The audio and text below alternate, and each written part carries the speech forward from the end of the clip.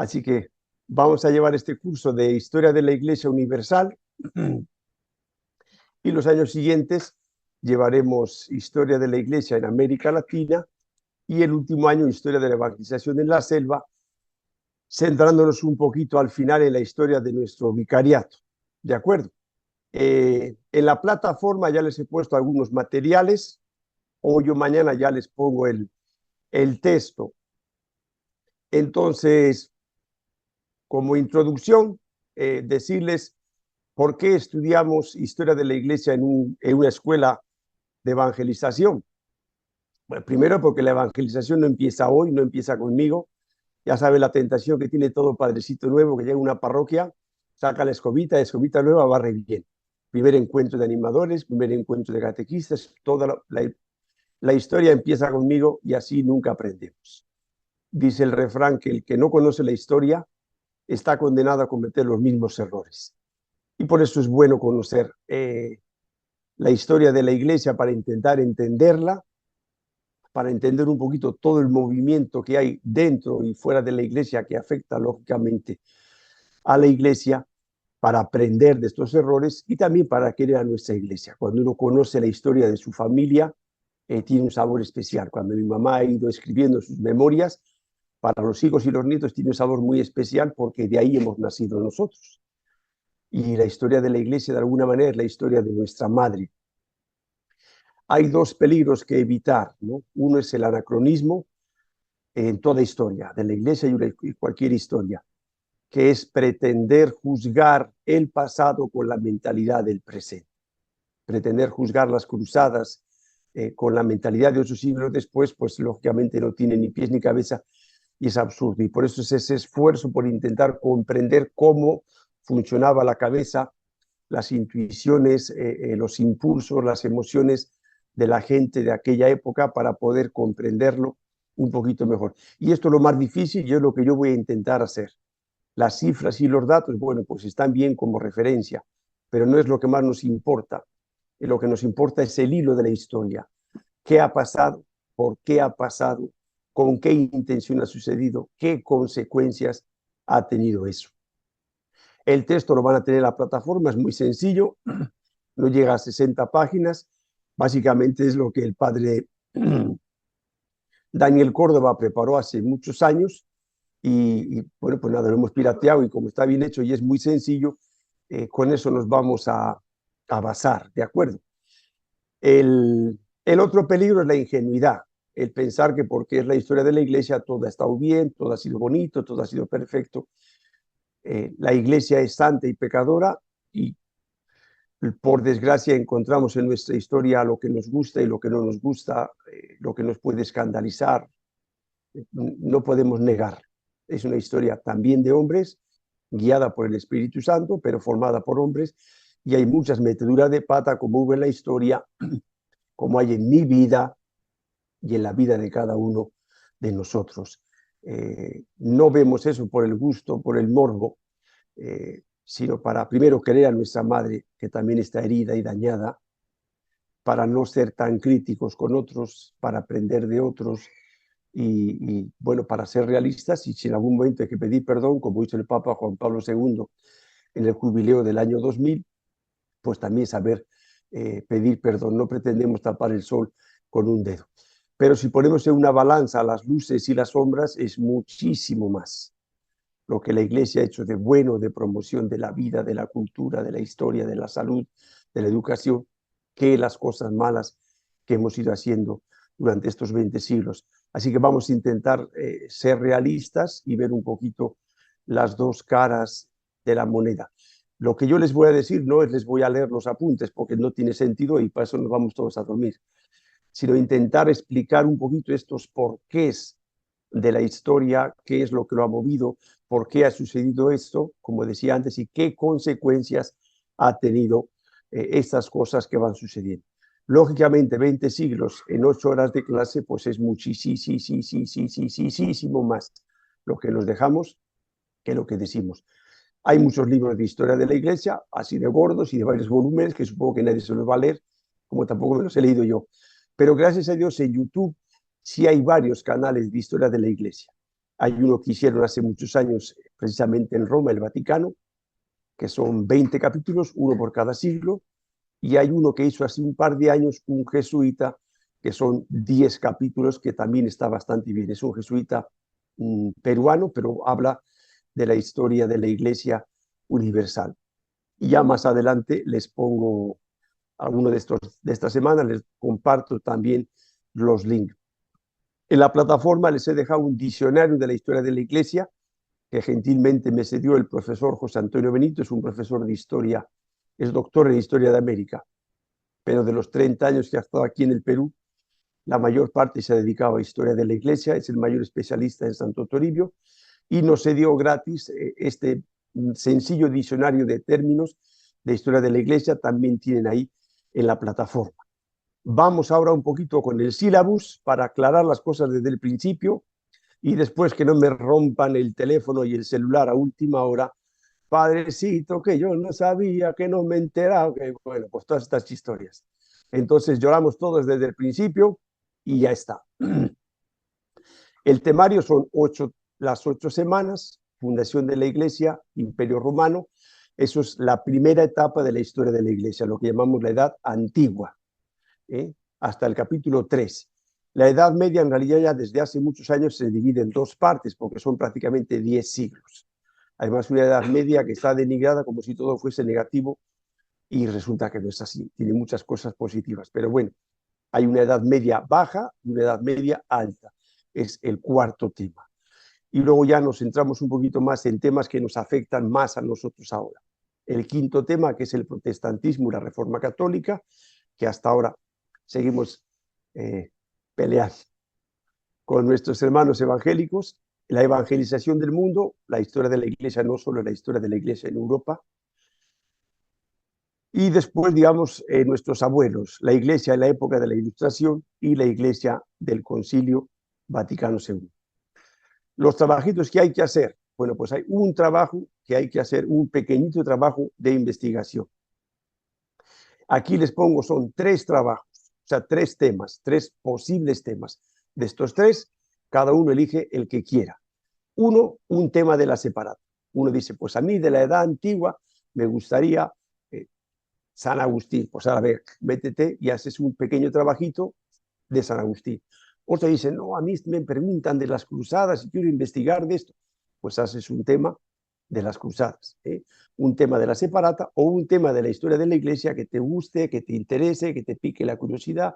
Quiero saber más sobre Lutero, quiero saber más sobre Enrique VIII y las 8 mujeres que tenía, cómo era el chiste ese, cómo hay que hacer para tener 8 mujeres. Pues haces tu tema sobre Enrique VIII. Y la otra es la vida de un santo. La historia de la Iglesia no la hacen los papas, la hacen los santos, pero normalmente los que salen de la foto suelen ser los papas, igual que pasa en la parroquia con el padrecito y los laicos. La historia, la parroquia son los laicos, pero el padrecito es el que sale en la foto. Bueno, pues eso, vida de un santo o de una congregación religiosa no americana. ¿Por qué? Porque el próximo año, cuando hagamos historia de la Iglesia en América, la opción es hacer una congregación fundada en América. Eso será el próximo año. Entonces, uno puede coger la vida de un santo no americano, no me cojan San Martín y Santa Rosa, eso será para el próximo año, el que quieras. Uno dice, pues yo soy de Pangoa y me gustaría profundizar sobre San Dalí Comboni. Pues perfecto, hace la vida de San Dalí Comboni. O sobre los combonianos, pues muy bien. En mi parroquia están las franciscanas del Espíritu Santo y han celebrado 75 años en mi colegio. Quiero estudiar la vida de su fundadora o la vida de la congregación, una de las dos cosas, el santo, una congregación religiosa, algo que nos permita profundizar la historia de la Iglesia, algo que les guste y que les interese. De hecho, la primera parte de la estructura del trabajo es ¿por qué has elegido este tema? La segunda parte es propiamente el desarrollo del tema. Y al final siempre les pido, porque el desarrollo la mayoría lo fusila de internet, no me voy a chupar el dedo. Entonces, hay gente que sí se lo trabaja bien y aprende y disfruta. Esa es la principal nota. Pero bueno, ya llevamos varios años en estas lides y no van a pedir milagros a nadie. Entonces, la presentación y la conclusión de lo que sí es mío. ¿Por qué he elegido este tema y qué he aprendido de esto? Para mi vida, para hoy, para mi parroquia. etcétera. Por supuesto, al final tienes que poner de dónde has sacado la información. Entonces, he sacado esto de tal página de los padres comunianos, he sacado esto de tal libro. No les pido referencias bibliográficas ni nada muy técnico, pero por lo menos hay que ser siempre un poco honestos y decir, esto lo he sacado de tal libro, esto lo he sacado de tal página de internet, esto lo he sacado de una revista que tienen las hermanitas por los 75 años y de acá he sacado la información. Entonces, al final siempre hay que poner un poquito cuáles han sido las fuentes que has utilizado para tu trabajo. La extensión entre 6 y 10 hojas A4. El formato normal que aparece en el Word cuando tú entras al Word, ese formato normal y corriente. No me hagan 6 páginas con letra 46, ni como me hizo uno, me mandó una diapositiva de PowerPoint. Es una tomadura de pelo. O sea, si vas a hacer, haz algo mínimamente sensato. Entre 6 y 10 hojas. Si me mandan más de 10, tampoco las voy a leer. Hay gente que me ha mandado trabajo de 34, 35 y tengo 50 trabajos para corregir, tampoco sean malitos. Fecha tope el 25 de octubre. Si ustedes me lo mandan antes, yo lo corrijo, se lo devuelvo. Antes no me refiero al 24, claro. Se lo corrijo, se lo devuelvo, digo, mira, cambia esto, mejor esto otro, corrige estas faltas de ortografía, lo pueden volver a presentar y así puede subir nota. Subir nota a todas las facilidades del mundo, pero hay que trabajar. ¿De acuerdo? La puntuación, el trabajo es un 30%, son 30 puntos, así de fácil. Cada semana al acabar hay 4 preguntitas de autoevaluación. ¿Qué quiere decir? Que si vas al Google a sacarlas, te va a salir cualquier barbaridad, porque es una pregunta fuera de contexto. Simplemente se trata de que has leído el temita, que son 5 o 6 hojitas, no tiene mucho más, con dibujito y todo, para que sea más fácil. Has leído eso y has entendido algo. De ahí salen las respuestas, pones a muchas, la respuesta es una línea, 2 líneas, no tiene más misterio. ¿Quiénes son los padres de la iglesia? Pues vas al tema, dices aquí lo pone.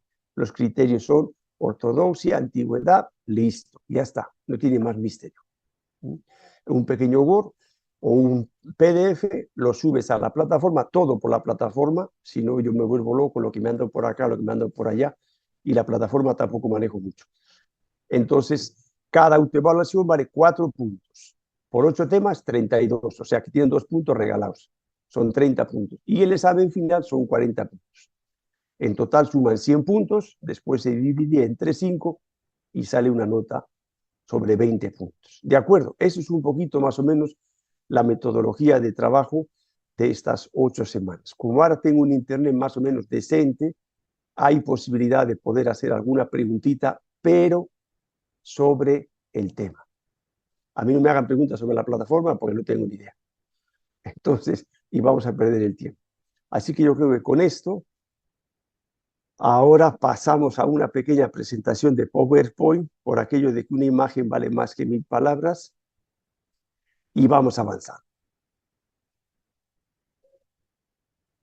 El primer tema, la fundación de la iglesia. Si ya han llevado el curso de eclesiología, que creo que no, este primer tema coincide mucho con lo que estamos viendo. El primer detalle importante que hay que recordar es que Jesucristo no vivió en el siglo XXI. No existían registros públicos, no existía libro de actas, no existía nada de eso. Entonces, cuando decimos que Jesucristo fundó la iglesia, no estamos hablando en el siglo XXI, sino en el siglo I.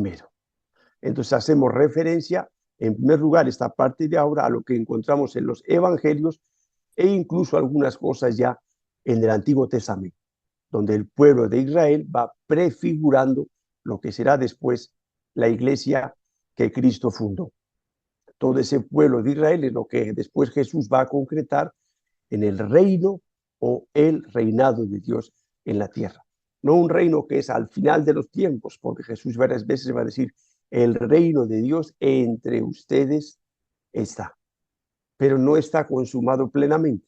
Entonces, todo eso que se aplicaba en el Antiguo Testamento para el pueblo de Israel, ahora se va aplicando para el reino de Dios, que se va identificando no plenamente, pero sí en parte con la iglesia. La iglesia vendría a ser la parte, la parcela del reino de Dios aquí en la tierra, que será al final todo uno solo, identificado en el cielo. El reino de Dios también es la presencia de Jesús en la tierra, porque Jesús es la cabeza de la iglesia y Jesús es la misma iglesia. La iglesia es el cuerpo y Jesús es la cabeza. Luego, no de una forma clara como un libro de actas, pero sí mediante la predicación de Jesucristo, vamos viendo que Jesús tiene una intención de crear el reinado de Dios en la tierra, que todos vivamos como hijos y como hijas de Dios. Y quien va a llevar esa responsabilidad una vez que Jesús regrese al cielo va a ser la iglesia. Lógicamente, esta iglesia tiene que tener una estructura.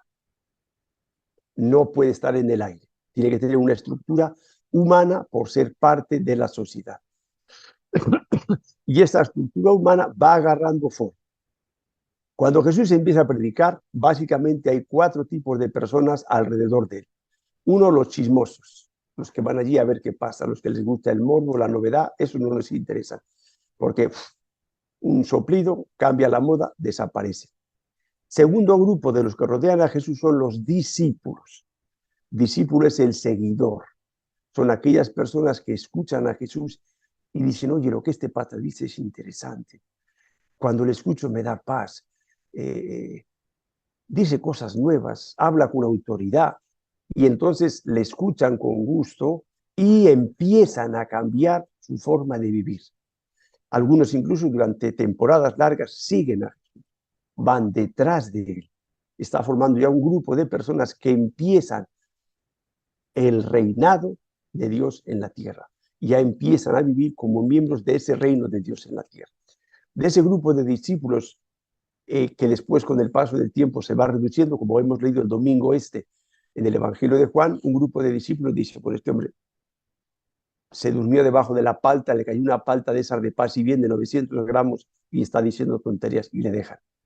Bueno, de ese grupo de discípulos Jesús elige 12, no elige 11, ni 13, ni 17, 12, igual que las 12 tribus de Israel. Por eso hay una continuidad entre el pueblo de Israel y el nuevo pueblo de Israel, que es la iglesia. Y de estos 12 apóstoles, claramente hay uno solo al que le cambia el nombre, que es a Simón, el nombre de Pedro, el nombre de roca. Y le dice, sobre esta roca débil, porque Pedro mete la pata varias veces antes de Pentecostés y después de Pentecostés también mete la pata. Y Jesús lo sabe. Y dice, sobre esta roca débil, pero fortalecida por mí, por el Espíritu Santo y por el Padre, fundaré mi iglesia. Y las puertas del infierno no podrán contra ella. Luego vemos cómo Jesús va armando una estructura humana sobre la que se vaya creando este reinado de Dios en la tierra. En la última cena ya da pasos concretos. Instituye la Eucaristía y en la Eucaristía les dice, hagan esto en memoria. La gran diferencia entre Dios y nosotros es que yo puedo desearles a ustedes que esta noche duerman muy bien, pero no quiere decir que todos van a dormir bien. Sin embargo, en la Biblia leemos que Dios dijo, hágase y se hizo, hágase y se hizo, sepárense y se separó. Cuando Jesús en la última cena dice, hagan esto en memoria mía, es porque está dando el poder de poder hacerlo en memoria suya. Está lo que nosotros ahora llamaríamos con nuestra terminología del siglo XXI, está ordenando a los apóstoles como sacerdotes y como obispos. Indignos, pues por supuesto, igual que todos, porque en la última cena estaban peleando entre ellos quién era el más importante. Y Jesús lo sabía y dice, sobre estos 12 melones fundaré mi iglesia. Y así lo ha hecho. Y esto es lo sorprendente, que 12 pescadores que no sabían hacer la O con un redondel, sobre ellos funda la iglesia. Y esta es la principal prueba de que esta iglesia no es solo humana, sino que también es divina. Jesús dirá que es el Padre quien la quiere, cuando muere, resucita, sube al cielo, dice, como el Padre me envió a mí, así yo, con el envío del Padre, con la fuerza del Padre, con la ayuda del Padre, les envía a ustedes. Por eso decimos, la intención de la iglesia es del Padre. Quien funda la iglesia es Jesucristo. Quien guía a la iglesia es el Espíritu Santo. Y este es el misterio de la iglesia. ¿eh? Humana y divina, santa y pecadora. Gracias a que la iglesia es pecadora, podemos estar dentro, yo el primero. Si no, tendríamos la iglesia cerrada por fuera. Por eso cuando la gente dice, es que la iglesia es pecadora, claro, por eso hay sitio para ti también. Porque todos somos pecadores. Jesús no venía a buscar a los justos. ¿Por qué? Porque no existen los justos. Todos somos pecadores. Esta es la iglesia que Cristo funda. La intención es del Padre, la funda Jesucristo, la dirige por medio de los hombres humanos como somos, el Espíritu Santo. Una vez que Jesús sube al cielo y manda a la iglesia y les dice, vayan por todo el mundo, allí no se movió ni el gato con botas. Estaban todos asustaditos, por decir otra palabrita, hasta que reciben el Espíritu Santo. Por eso decimos, la iglesia la guía el Espíritu Santo. Lo que hemos hablado hasta ahora está en los evangelios. Lo que vamos a hablar ahora está en los Hechos de los Apóstoles. Si alguno nunca se ha dado el gusto de leerlo, pues dense el gusto de leer los Hechos de los Apóstoles. En un primer momento, este pequeño grupito que empieza a crecer,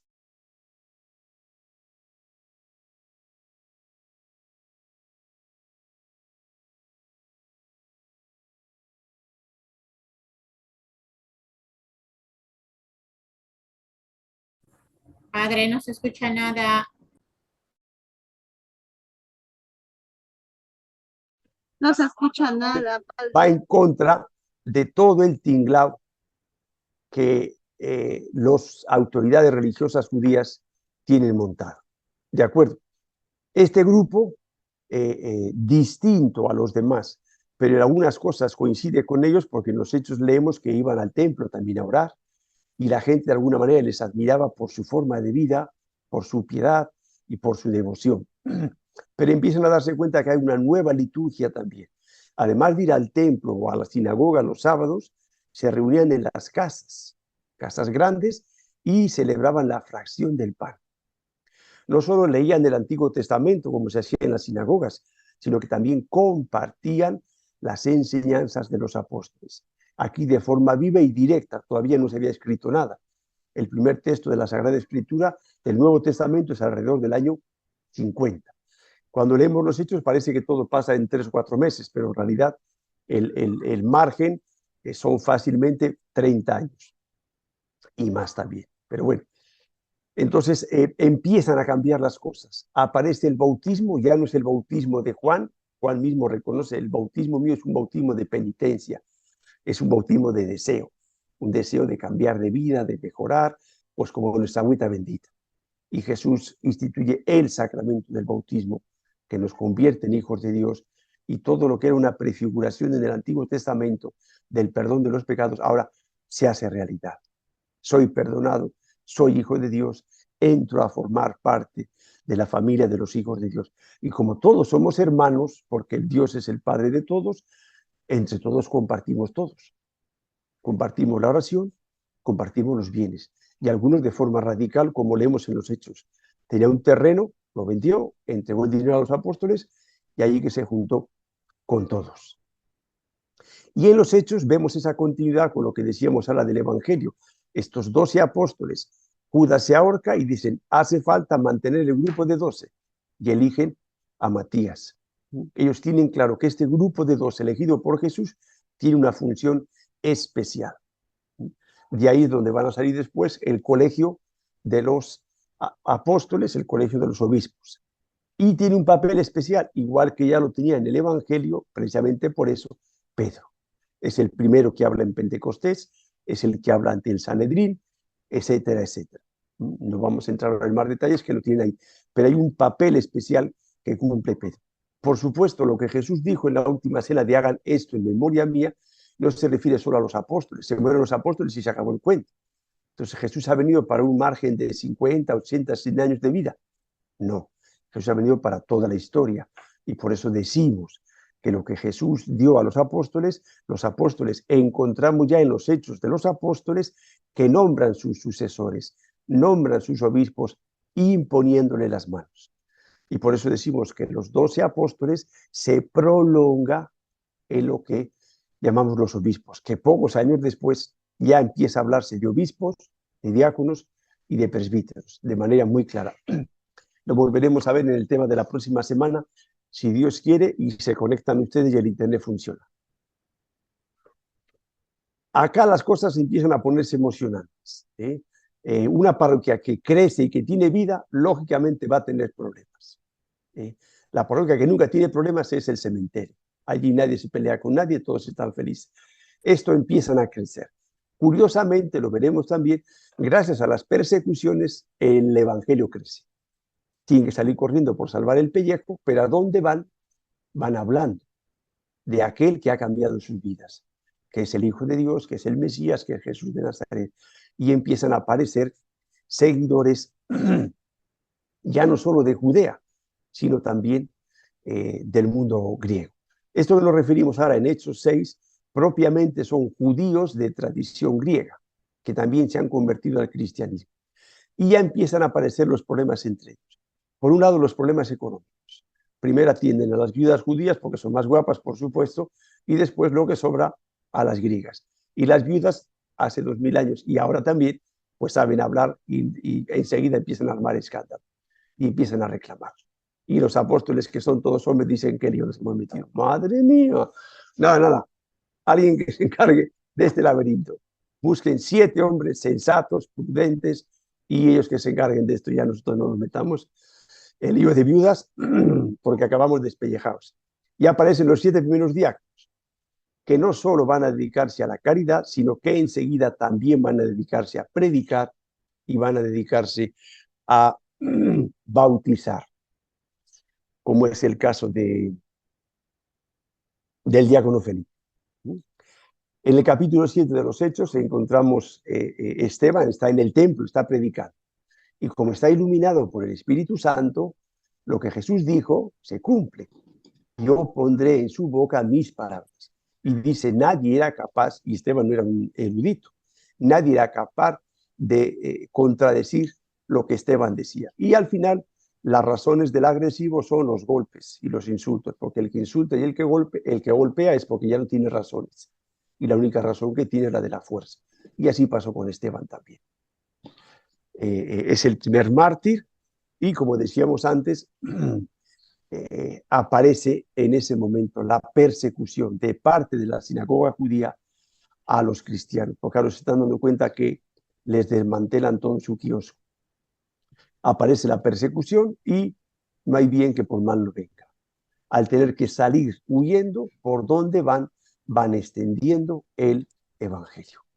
Ya no solo a judíos, en primer lugar a los judíos, el caso más claro siempre es San Pablo, que va primero a las sinagogas, y siempre hay gente por ahí que para la oreja, escucha, y resulta que tiene mejores respuestas entre los paganos que entre los judíos.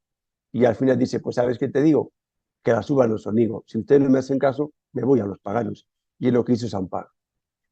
La iglesia creció y los problemas también crecieron con eso. El caso más claro es Antioquía, que es desde donde San Pablo va a salir en todos sus viajes misioneros.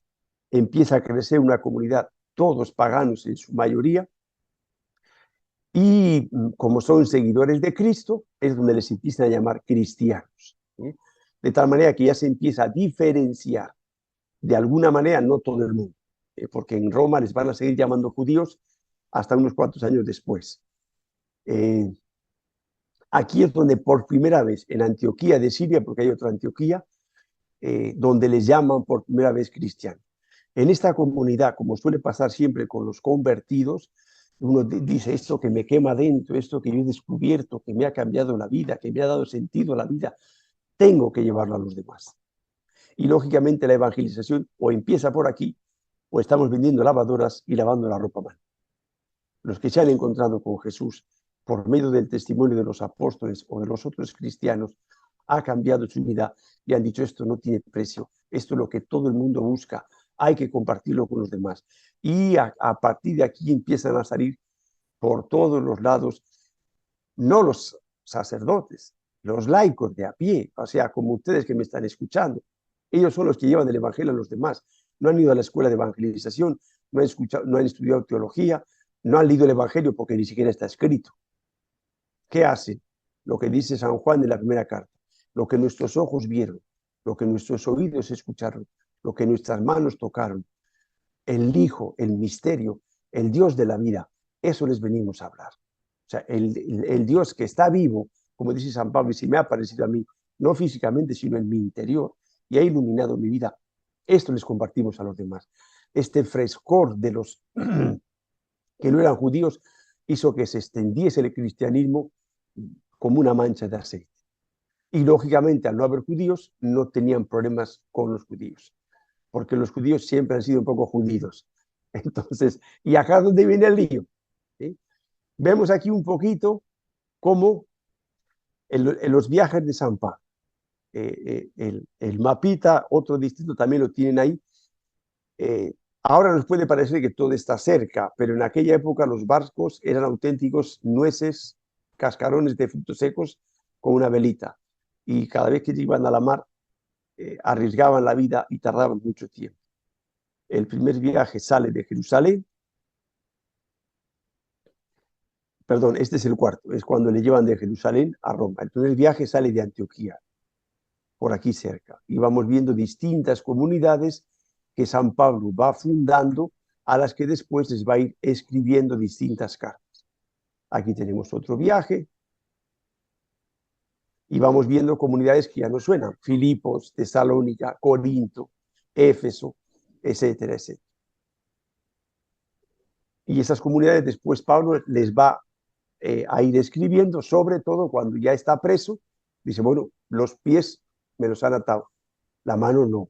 Y empieza a escribir, porque aquel que le arde Cristo ve la forma de llevarle a los demás. Entonces, toda esta expansión, igual que acabo de decir antes, va a provocar un problema en la iglesia. Benditos sean estos problemas, porque quiere decir que estamos vivos.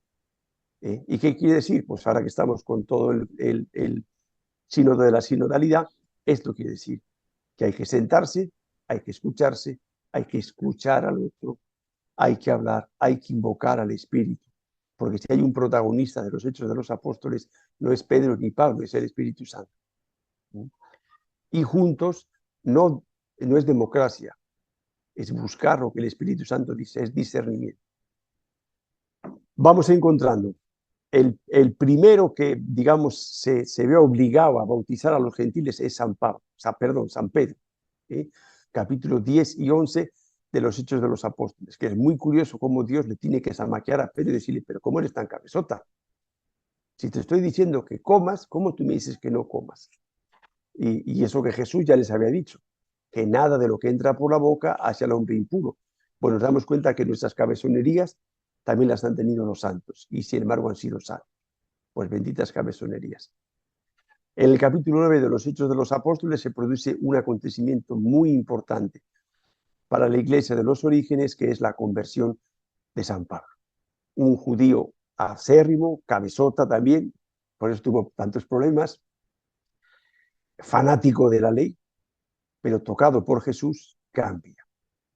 Y Jesús le dice, yo te enseñaré lo que tienes que sufrir por todo lo que vas a hacer. No podemos ser misioneros y no llevar la cruz. San Pablo va a hacer grandes viajes misioneros, estos que acabamos de ver, 3, y el cuarto como preso, pero a donde va sigue evangelizando. A los presos le sigue evangelizando. En la cárcel sigue evangelizando. Cuando le ponen frente al rey, el mismo rey dice, ¿tú qué quieres convertirme? Y dice, por supuesto que quiero convertirte. Ese impulso misionero de San Pablo, un gigante de las misiones. Va fundando comunidades que las van organizando. Tenemos las cartas a Tito y a Timoteo, que son obispos jóvenes que San Pablo ha ido dejando en las comunidades.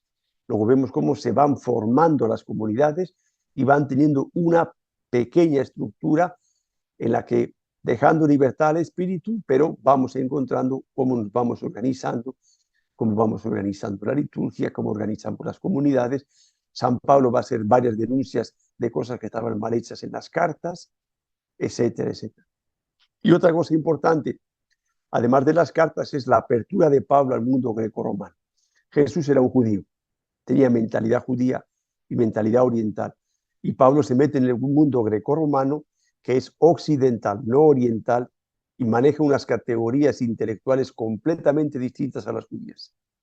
Y San Pablo se rompe la cabeza en ver cómo hago yo esto para que la gente me entienda. Cuando el pobre va a Atenas a predicar y dice que Dios rehabilitó a Jesucristo resucitando de entre los muertos, se le rieron en la cara, porque para el griego el cuerpo no valía para nada. La muerte era la liberación del alma del cuerpo, que era una cárcel. Y ahora tiene que ver cómo todo esto lo cambia para encontrar el sentido de lo que Jesús está haciendo y que no sea ridículo para ellos. Y ahí viene todo ese trabajo en las cartas, que después seguirán haciendo, lo veremos en otros temas, lo que se llaman los padres de la iglesia, como han ido adecuando las enseñanzas de Jesucristo al contexto, a la mentalidad, a la intelectualidad, si lo queremos llamar así, de la época. Esto, si se dan cuenta, es muy interesante para nosotros. Estamos en una época en cambio. El que trabaja con jóvenes cambia muchísimo. El que trabaja con comunidades nativas, su mentalidad es completamente distinta a la nuestra. No podemos ir con el mismo rollo a todos los lados. Por eso decía que conocer la historia de la iglesia nos amaquea y nos dice, oye, ¿cómo es nuestra evangelización? Seguimos con el mismo rollo, con el mismo disco de hace 20, 30, 40, 50, 60 años, o hacemos ese esfuerzo no por cambiar la doctrina, sino por ver cómo cambiamos el lenguaje para que sea comprensible la doctrina y la persona de Jesucristo. En Antioquía es donde aparece el problema. Llegan unos llamados judaizantes, cristianos de procedencia judía, como oyen que allí hay mucho movimiento, pues donde hay movimiento todo el mundo va a meter la cuchara, o bien para ponerse la medalla, o bien para criticar porque les da envidia. No sé esto es para qué, en el caso es que metieron las cuatro. Llegaron allí y dijeron, no, no, para ser cristiano hay que ser judío, y sobre todo los varones tienen que circuncidarse, así que ahora todo el mundo saque su prepucio, y claro, la gente dice, pero ¿de qué me estás hablando? Pero no, no, y no pueden comer carne de no sé qué, pero de qué. Y claro, se armó un laberinto gordo, porque de hecho cuando leemos Hechos de los Apóstoles, dice, después de una violenta discusión, llegaron a un acuerdo, prácticamente todo el mundo entendió, porque a San Pedro le reclaman, dice, pero ¿cómo has bautizado a un gentil? Y San Pedro dice, pero si Dios me ha dicho que le bautice, ¿quién soy yo para decirle que no? Y bueno, pues si te lo ha dicho Dios, pues estará bien hecho. Y ahí es donde empieza a armarse el lío. Capítulo 15 de los Hechos. Y claro, empiezan a darse cuenta de que es Dios el que está diciendo que se abran a los gentiles, que no es capricho ni es de Pedro ni es de Pablo. Y bueno, podían ser brutos, pero eran más o menos sensatos. Y dijeron, bueno, si Dios, el Espíritu Santo, por medio de estas cosas, nos está diciendo que nos abramos a los gentiles, tenemos que abrirnos a los gentiles. Ahora bien, de la convivencia, esto también es importante. San Pablo en alguna de sus cartas también lo va a decir. Santiago dice, bueno, vamos a ver, está bien, pero claro, yo todos los judíos que tengo aquí, les ven a ustedes que se llaman cristianos haciendo cosas que ellos por el jamás de los jamases han hecho y se tiran de los pelos. Entonces vamos a ser un poquito prudentes para evitar el escándalo. De tal manera que cosas que ya sabemos que no hay que hacerlas, que no hay ningún problema en hacerlas, pero a ellos se les van a poner los pelos de punta. Entonces, la carne sacrificada a los ídolos, sabemos que es carne normal y corriente y la venden más barata. Y encima es buena carne, porque es carne sacrificada a los ídolos. Pero el judío jamás en su cabeza va a entrar que el que come carne no está involucrado en el sacrificio de los ídolos. Entonces, para no escandalizar a los otros, no coman carne, no coman sangre, porque el judío toda su vida sin comer sangre, y ahora les ve a ustedes comerse una sangrecita tan rica, y pues se le pone. Dice, bueno, pues nada, mientras que pase unos años, que es lo que pasó. Pasaron unos años, esas cosas quedaron atrás, pero se buscó la paz y la unidad en la comunidad. Ese es el primer concilio de Jerusalén, alrededor del año 50 después de Cristo. Y colorín colorado, este cuento se ha acabado. Así que por hoy, no sé qué hora es, 20:45, mira que bien.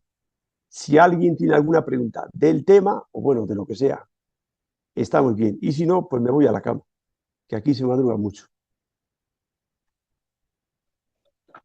Se han quedado mudos. Hola, ¿está el gato con botas por ahí? Mi amigo a 35.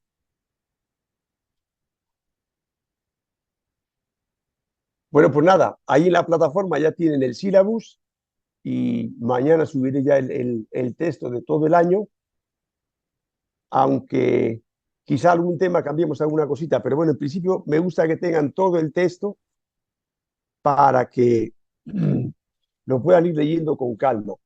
Las clases no valen para nada si no han leído el texto, ¿de acuerdo? Yo intento dar un poquito las líneas, pero hay que sentarse y hay que leer. Creo que el texto que hizo el padre Daniel se lee bastante bien y bastante fácil. Lo ideal, de hecho, sería leerlo 2 veces. Una antes de la clase y otra después de la clase. Y van a ver cómo es una cosa completamente distinta. Y se nos van grabando las cosas. El examen no se asusten porque es facilísimo, la prueba hasta yo. Lo que pretendo es que entendamos un poquito estas cosas, que hagamos estas reflexiones que yo intento hacer con ustedes y el examen es muy facilito, no se rompa la cabeza. Así que, y luego la autoevaluación, pues es lo mismo, es esa segunda leída que yo doy después de la clase, digo, pues que esto está acá, esto está acá, esto está acá y esto está acá, pues ya está. Así de fácil y así de sencillo. De eso no se preocupe. Más me interesa que lo lean con calma, con gusto y que podamos ir profundizando. Y el trabajito, pues, si alguno tiene ya alguna idea, bien, empiecen ya. Si algún otro no la tiene, pues pregunten a su párroco, a alguna monjita, algún catequista veterano por ahí, de que pueden ir avanzando su trabajo. Si lo dejan para última hora, pues se van a agobiar. Pero bueno, sé que no me van a Padre hacer Alfonso, caso. buenas noches. Buenas noches. Padre Alfonso, una consulta. El trabajo final que está mandando a hacer, ¿lo podemos trabajar de manera grupal? Te hablo de la parroquia Villarrica, padre. Cuando hacemos el último año, ahí sí, porque es la historia de la parroquia.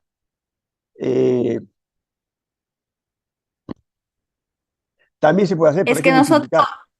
O sea, me explico. ah, Vamos a suponer que ustedes son, ¿cuántos son de Villarrica? 5 somos, padre. 5. Vamos a suponer que dicen, vamos a hacer la historia de la congregación de las franciscanas de la Madre del Divino Pastor. Entonces, 6 por 5, 30. 30. Quiere decir que van a ser un trabajo de 30 hojas. Bueno, van a hacer un trabajo entre 5 y me van a presentar lo mismo que el que ha hecho uno solo. Entonces, si se juntan varios, es para hacer un trabajo más amplio y más completo. ¿Ya? Y me lo tienen que mandar en la plataforma los 5. En la carátula ya pone el nombre de las 5 personas, pero cada uno porque yo no sé cómo se hace la plataforma, conozco lo justo y lo básico para entrar y poner notas. Entonces, tú pones tu nombre, Perico Sánchez, de la parroquia Villarrica, y en la carátula del trabajo ya aparecen los 5. Yo ya lo veo y digo, Tate, te pongo tu nota a ti. Después llega Perico Los Palotes, que también lo ha hecho contigo. Diga, este es el mismo, le pongo la misma nota. Al otro, al otro, al otro. Porque eso de que después entra y cambie, yo me hago un lío con eso. Entonces, así sé que lo han entregado los 5 y lo han hecho los 5. Pero lógicamente, ya digo, hay que multiplicar. Si el trabajo lo hacen entre 3, pues 6 por 3, 18. La extensión es entre 6 y 10 hojas, pues multiplicas ahí. ¿Ya? Luego, si al final quieren añadir fotos, gráficos, está bien, pero más o menos que tenga un poco de contenido. Muchas gracias, padre. De nada. Padre, buenas noches. Buenas noches. Padre, un poquito puede Diga. explicar en qué consiste el trabajo. La Pues señal estaba deficiente y no lo he logrado entender. mira, en la plataforma está el sílabus. En el sílabus está explicado el trabajo. ¿De acuerdo? Hay 3 opciones para elegir el tema. Uno es un tema que a ti te guste de la historia de la iglesia, un tema cualquiera. Otro es un tema de la separata, ¿no? La separata que voy a subir a la plataforma, haces un tema de ahí. Lógicamente no me vas a poner lo mismo que yo te he puesto en la separata. Y la otra opción para elegir el trabajo es la vida de un santo o de una congregación religiosa, pero que no sea americana, porque eso es lo que vamos a hacer el próximo año en la historia de la Iglesia de América. ¿Ya? Y ahí también te he puesto, la extensión es entre 6 y 10 hojas BON en A4, lo normal, con el formato normalmente que sale en el Word, ¿de acuerdo? Y en el trabajo les pido básicamente 3 cositas. Primero, ¿por qué has elegido ese trabajo? El segundo, que es lo más extenso, el desarrollo del tema, lo que tú has ido sacando. Y lo último, una conclusión del trabajo que tú has hecho, qué enseñanzas sacas para ti, para tu vida, para tu parroquia, para la iglesia. ¿Ya? Y luego siempre al final poner las fuentes. ¿Qué son las fuentes? Pues de dónde he sacado la información. De esta revista de la congregación, de esta página de internet, de este librito que tengo en mi parroquia, básicamente, sin mucha más referencia bibliográfica, pero sí por lo menos saber de dónde ha sacado la información. Y ese es el trabajito. Ahí en la plataforma hay un lugar para el trabajo y hay que subirlo ahí. Ahí sí tengan cuidado. Si alguno no sabe, pregunte. Porque otras veces me ha pasado que me suben el trabajo a la autoevaluación. Y claro, ahí ya está todo cruzado. Porque en la autoevaluación solo puedo poner la nota de la autoevaluación, no del trabajo. Ahí tengan un poquito de cuidado. Cada autoevaluación se va metiendo en su tema. Los temas ya están ahí, los 8 temas con su título. Cada tema con su autoevaluación está ahí. Al final está trabajo final y examen final. Entonces, el trabajito, ponerle ahí. Y como les he puesto ahí en el sílabus, si alguno lo entrega con bastante tiempo, lo doy una chequeadita, se lo corrijo, se lo devuelvo y me lo puede volver otra vez a mandar, de tal manera que el trabajo se mejora un poco y también se puede subir la nota, por supuesto. Entonces, son 2 meses, no es mucho tiempo, pero por eso digo hay que ir organizando un poquito el trabajito y ir avanzando. Pero en el sílabus está todo. Ahí está todo, porque lo que he hecho ha sido leer el sílabus. Pero como sé que alguno no lo lee, pues eso lo he leído. ¿De acuerdo? Algunos Muchas términos gracias, que no, padre, muy amable. algunos términos que no conozcan, ahí también les he puesto un pequeño diccionario de la historia de la iglesia. A veces sale alguna palabra rara que uno dice qué significará eso. Entonces lo buscan ahí.